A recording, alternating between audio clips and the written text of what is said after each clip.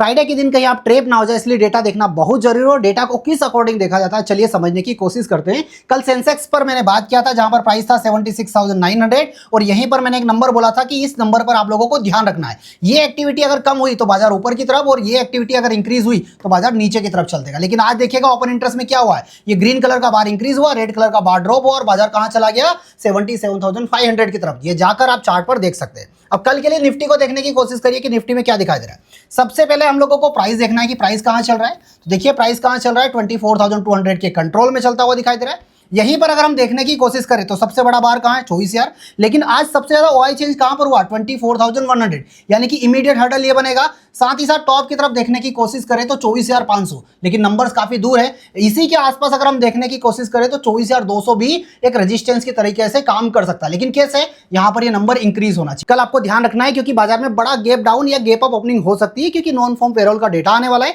इससे बाजार में काफी वॉलेटिलिटी देखने को मिलती है। अगर इंडिया विक्स इंक्रीज होता है तो आपको उस अकॉर्डिंग प्लान करना है। अब आपको क्या करना है, कल आप इसी डेटा पर ध्यान रखिए। अगर पुट साइड का ओआई चेंज इंक्रीज हो रहा है यानी कि सपोर्ट फॉर्म होता हुआ दिखाई देगा, कॉल साइड का ओआई चेंज इंक्रीज हो रहा है यानी कि रेजिस्टेंस फॉर्म होता हुआ हम लोगों को दिखाई देगा। साथ ही आप लोगों को वॉल्यूम पर नजर बना के रखना है, क्योंकि वॉल्यूम इमीडिएट हर्डल का काम करेगा और वहीं से बाजार एक अच्छा रिवर्सल भी देने के चांसेस रखता है। ऐसे लर्निंग प्रोस्पेक्टिव से रिलेटेड अपडेट्स मेरे व्हाट्सएप चैनल पर भी आते हैं। अगर आपने ज्वाइन नहीं किया तो स्क्रीन पर एक नंबर दिया है, इस पर आप हाई लिखकर भेज दीजिए, आपको व्हाट्सएप चैनल का लिंक मिल जाएगा। साथ ही इस डेटा से रिलेटेड आपके मन में कोई क्वेरीज है तो स्क्रीन पर जो नंबर दिया है इस पर आप सजेशन भी ले सकते हैं।